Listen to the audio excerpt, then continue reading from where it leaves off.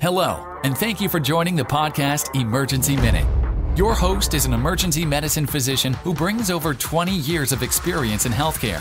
Dr. Parente will take you through some of the trending topics and challenges faced in the ER and all of healthcare. Join in the fight against misinformation, and don't forget to follow on social media at Dr. J. Parente. Now, here's your host, Dr. John Parente. All right, welcome back, everyone. How are y'all feeling? Welcome to this week's episode of Emergency Minute, episode 5. I cannot wait to get started and talk to you guys about some mysterious deaths from some vacationers in Exuma in the Bahamas. You're not going to want to miss this one. But first, as always, I need to show some love and appreciation to each and every one of you for the support. Much love to you. If it wasn't for you and your support, my entire audience would consist of my wife, my mother, maybe a few friends and some colleagues that I've successfully guilted into listening to me. So I truly appreciate it. Thank you very much. If you haven't had a chance to listen to last week's episode, Why Does My ER Visit Take So Long? Please take a listen and check it out. You're definitely going to want to hear that as well. This week's show is sponsored by each and every one of you. So thank you so much. So remember to please share this on social media and help get the word out. And please don't forget to turn on the auto download feature on wherever you listen to your podcasts.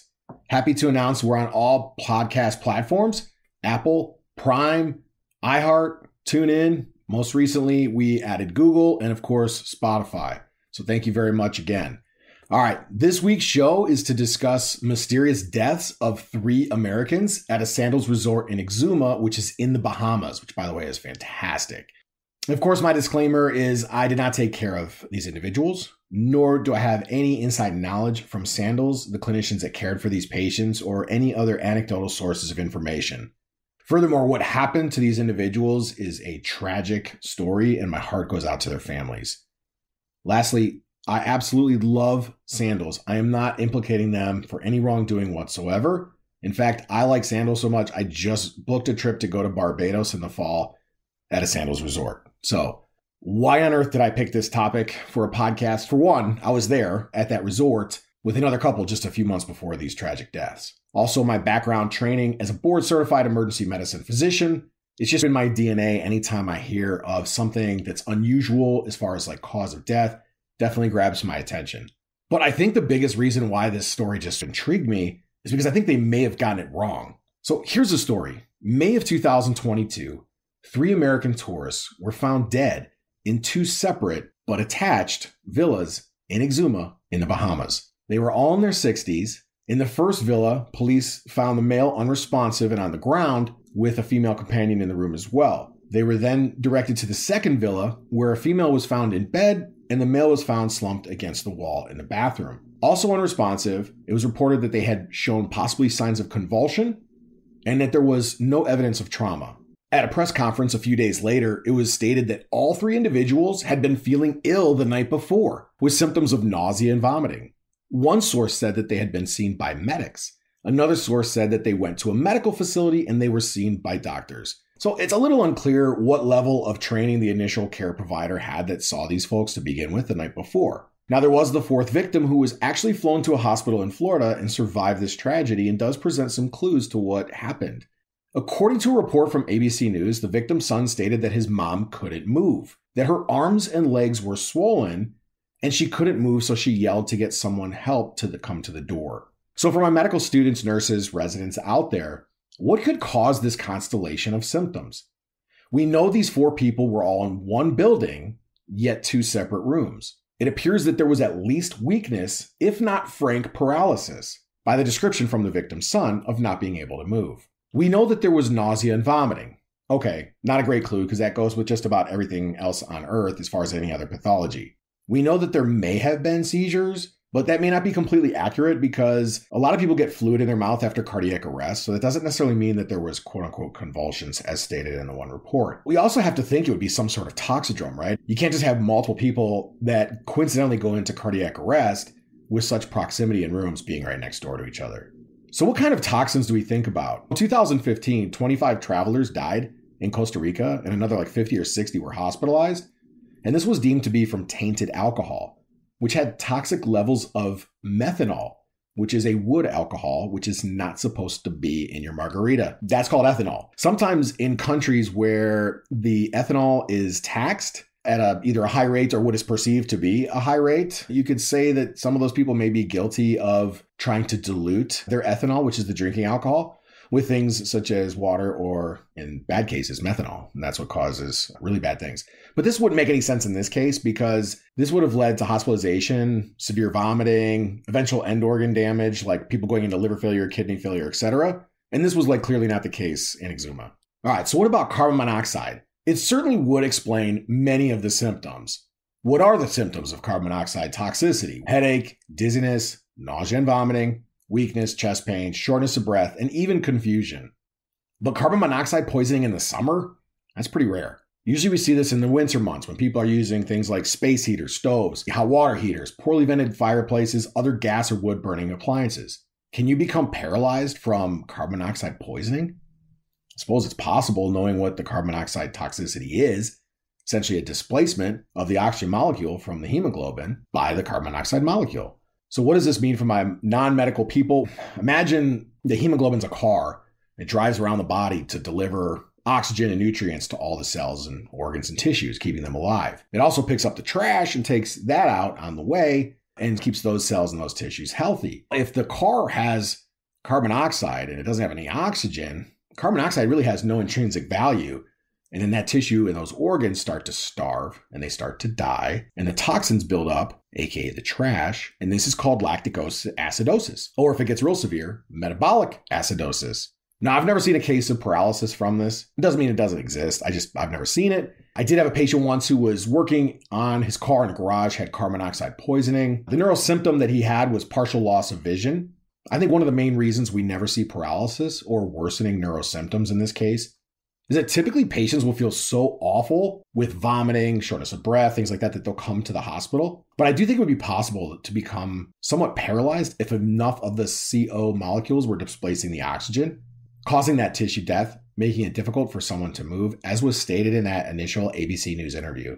But what about another possibility? What about pesticides? What about organophosphate toxicity for my medical folks? Can you tell me the common presenting symptoms for that toxidrome? Yeah. Vomiting, diarrhea, weakness, tremors, confusion, and seizures.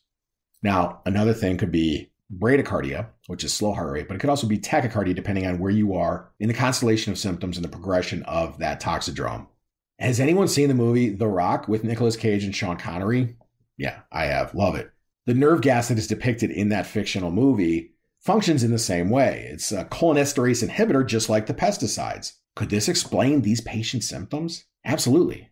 And the part that's intriguing to me is this paralysis, or at least this partial paralysis of the surviving victim. This would also explain why several people in a very close proximity were impacted by this. Perhaps they had a larger dose. Perhaps it was a more concentrated amount near that particular villa. Or maybe they had their windows open and there was a problem with the air conditioning unit. Maybe everybody else's windows were closed and so that they weren't affected the same way that these 4 people tragically were.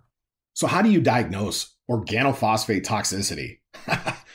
Good luck. It is purely a clinical diagnosis. I once had an attending physician in my residency program who constantly told me, Parente, if you don't think about it, you won't diagnose it. And in this case, he's 100% right. Pesticides are typically odorless, essentially colorless, don't show up on a single lab test that we do.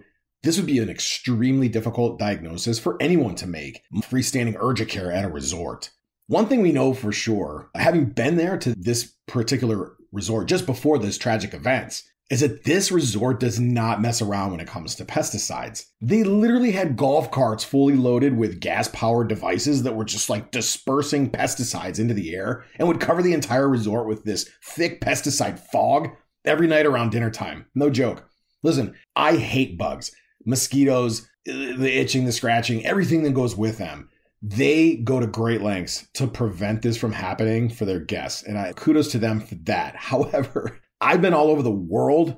I've never seen anything quite like that. I remember standing there right before dinner time where there's just this pesticide fog covering the entire resort. Could this have played a role in their deaths? I think it's possible. The case was ruled carbon monoxide toxicity, and this is what led ultimately to asphyxiation and cardiac arrest. So did the healthcare professionals miss this the night before? That's hard to say, and that's even harder to be critical of them when I didn't see what they did, what the symptoms were, what tests they had ordered, and things like that. And not to mention what they had available to them at a resort. I have no idea. But I think the one thing that I will tell you about carbon monoxide toxicity is the only way on earth to diagnose carbon monoxide toxicity is if you think about it. And that's hard because you can't just get lucky and stumble across this diagnosis. Look, if someone's super anemic and you get a blood count, you're like, oh, wow, look, their hemoglobin's 6, they're super anemic. You can get lucky and be like, find something wrong. But you're not going to get lucky and stumble across somebody's carbon monoxide level. Like you have to order that a specialized test, right? So even if like you had a pulse ox, it's probably going to be normal with carbon monoxide toxicity. And even if they had an ABG, which I don't know that they did, an ABG in arterial blood gas is going to show a normal PO2. So the only way to diagnose carbon monoxide toxicity in this case is with a specialized ABG that measures carboxyhemoglobin levels, or with a specialized carbon monoxide detector similar to a pulse ox that you put on your finger that measures the carboxyhemoglobin levels that way. I would bet money that the resort doesn't have either of those tests. I will also bet money that the resort subsequently does after the fact. So look, did they get it right? Short answer, probably yes. I don't know. I wasn't consulted, obviously. They don't care what I think. Know that they didn't spare a single resource. They flew in toxicologists from all over to investigate this. They ordered specialized testing. There were autopsies. So I'm sure those medical professionals have way more information about these particular individuals and these cases than I do. What I do know is that both of these diagnoses would be extremely difficult to make, both while someone was alive or even post-mortem. There are parts of this case, though, that just don't add up for my simple emergency medicine mind. Why did the surviving victim have partial paralysis? If the CO levels were so high they were causing paralysis, I would expect her mentation to be so severely depressed that she would be like completely unconscious. Why also would there be carbon monoxide toxicity in the summer? That's extremely rare. What heating device was being used in the Bahamas in May? And just mathematically, you are far more likely to have pesticide toxicity than carbon monoxide toxicity. And the deaths annually are 10 to 20 times higher worldwide for pesticide toxicity. So my takeaway from this case is that you should always travel with a board-certified emergency medicine physician. I would gladly go with you, someone that's a psychopath like me, thinks like me, and probably one that drinks like me too. I will gladly go on your next trip. I'll sample all the drinks that the resort has to offer, and just in the name of your safety. But in all seriousness, my heart again goes out to the families of these victims. My hope is really that this podcast can raise some awareness for those who are on vacation when these symptoms do arise. And maybe for those that are listening that are in the medical field who might consider this diagnosis in a future encounter, maybe on a resort, and save somebody's life. So thanks again for joining us. Please don't forget to comment and share on social media. Dr. J. Parente, leave a review on Spotify, Apple, Google, or any other platform. Join me next week for another show. And as always, peace, love, and happiness to all my brothers out there. Cheers, guys. Thanks for joining us this week on Emergency Minute. Join us next time for more hard-hitting discussions on some of today's issues in healthcare. Don't forget to leave us a review on Spotify or follow on social media at Dr. J. Parente.